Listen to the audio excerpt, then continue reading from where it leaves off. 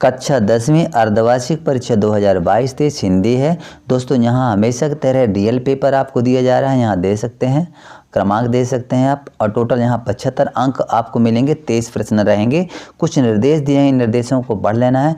ध्यान दीजिए, हमारे चैनल पर हमेशा रियल पेपर आते हैं, तो आप बिल्कुल विश्वस्त रहिए और इसको चैनल वीडियो को पूरा अंत तक देखें। वीडियो को लाइक शेयर कमेंट और चैनल को जरूर सब्सक्राइब कीजिए। तो चलिए थोड़ा सा आगे बढ़ते हैं और देखते हैं प्रश्न क्रमांक पहला। तो प्रश्न क्रमांक यहाँ पहला, उद्धव ने गोपियों को किसका संदेश दिया था? तो यहाँ योग का संदेश दिया था। आत्मकथा के कवि हैं, तो यहाँ पर आपको देखिए 4 विकल्प में से आपको यहाँ पर कर देना है। जयशंकर प्रसाद करेंगे। इसके बाद फागुन माह में कौन सी ऋतु आती है? तो यहाँ 4 विकल्प दिए गए। इसके बाद आपको यहाँ पर बसंत ऋतु ख नंबर कर देंगे। भारत का स्विट्जरलैंड कहा जाता है, तो आपको यहाँ पर क नंबर कर देना है।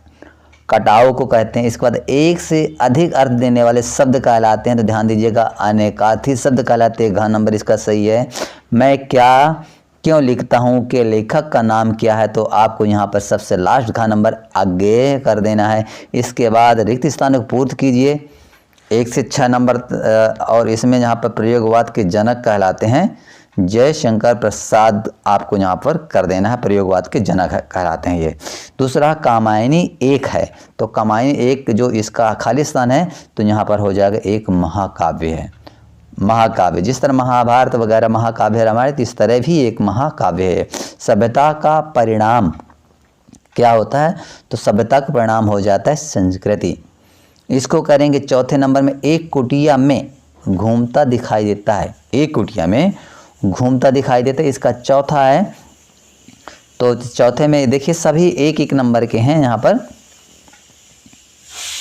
तो यहाँ पर आपको धर्मचक्र। इसके बाद अगला प्रश्न यहाँ इसी का खालिस्तान कहा जाता है। लेखिका मन्नू भंडारी का जन्म यानी गांव में हुआ था, तो आपको यहाँ पर गांव का नाम लिखना है।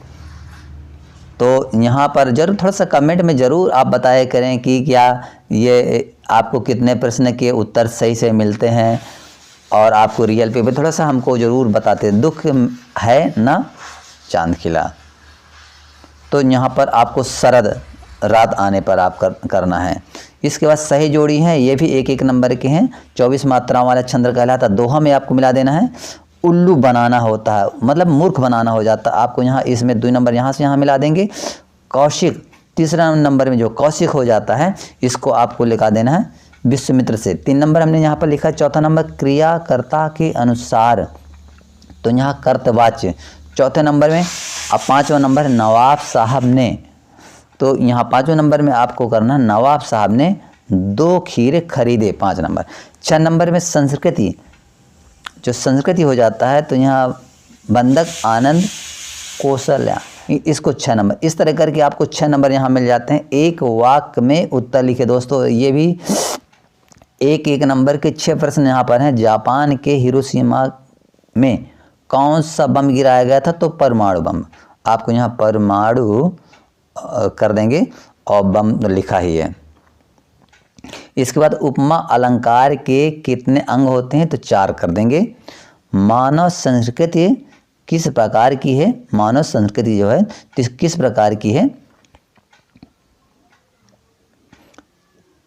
तो इसको आप कर देने अविभाज्य कर देंगे। गति का अर्थ होता है, ये चौथे नंबर में आपको लिखना है। चौथा नंबर 1-1 नंबर दोस्तों हैं। दोस्तों यहाँ पर जरूर आप कर देंगे पहाड़ कर देंगे। यथाशक्ति में कौन सा समास होता है? तो यहाँ अव्ययी और भाव, अव्ययी भाव करेंगे। आगे समास भी लिख दीजिए।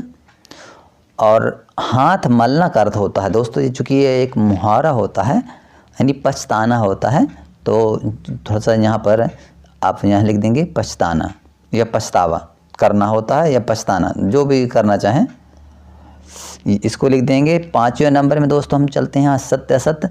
देख सकते हैं पूरी तरह साफ सुथरा हम यहाँ पर वीडियो दिखा रहे हैं। वीर रस का स्थायी भाव क्रोध। देखिए सत्य असत्य बताना है, तो जो कि क्रोध नहीं होता उत्साह होता है, तो यहाँ पर आपको ये थोड़ा सा यहाँ असत्य करें, कटिंग कर देते हैं, ठीक है। या असत्य ले, चूँकि असत्य हम लिखते हैं, ठीक है। लेखक की प्रत्येक रचना श्रेष्ठ होती है, तो लेखक की प्रत्येक रचना श्रेष्ठ होती है। इसके बाद बिल्कुल सही करेंगे। तो यहाँ असत करेंगे, ठीक है ना, असत लिख देते हैं, क्योंकि प्रत्येक रचना श्रेष्ठ नहीं होती, अपने आधार पर श्रेष्ठ होती है, लेकिन सब श्रेष्ठ नहीं होती है। और यहाँ पर तीसरे में भी आपको कर देना, असत कर देना है। मुसल तिवारी को भोलेनाथ में चिढ़ना शुरू किया था। इसके बाद मैं क्यों लिखता हूँ, आगे की रचना सत्य है, इसके पूर्व भी अभी आ चुकी है। पर्वतीय सुंदरता मन को नहीं भाती है, तो असत्य है, चूँकि ये सबको भाती है, तो यहाँ असत्य करेंगे। मृदंग एक तरह का वाद्य यंत्र है, तो ये भी सत्य है। ध्यान दीजिए, अब ये चौथा और छठवां सत्य है, शेष सभी असत्य हैं। इस तरह करके यहाँ 5 नंबर हो गए। इसके बाद थोड़ा सा अगला प्रश्न देखते हैं। अगला प्रश्न 6।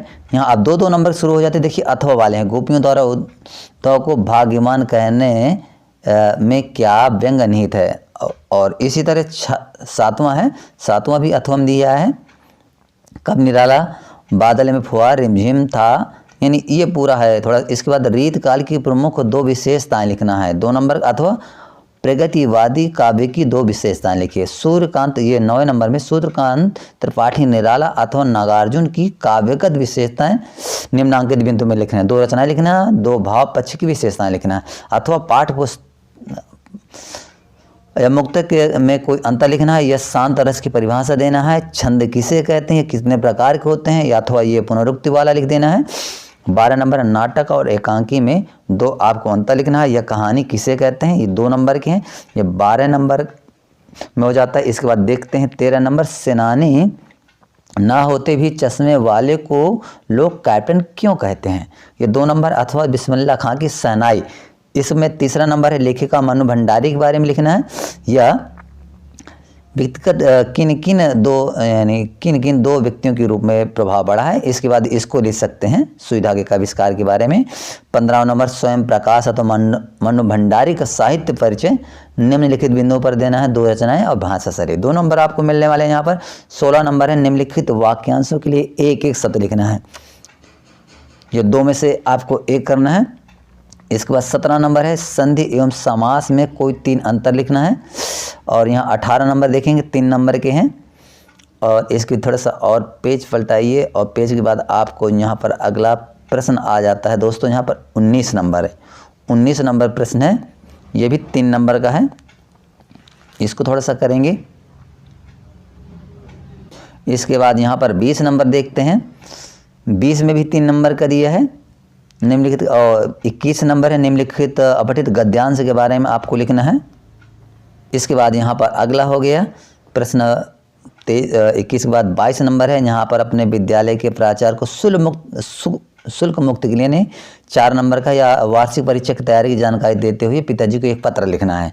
अथवा निम्नलिखित में से किसी एक विषय पर 120 शब्दों में आपको निबंध लिखना है। विद्यार्थी अनुशासन, इस तरह करके दोस्तों यहाँ से पूरा पेपर समाप्त हो जाता है। दोस्तों अंत में वीडियो को लाइक, शेयर, कमेंट और चैनल को जरूर सब्सक्राइब कीजिए, जिससे आने वाले पेपर की नोटिफिकेशन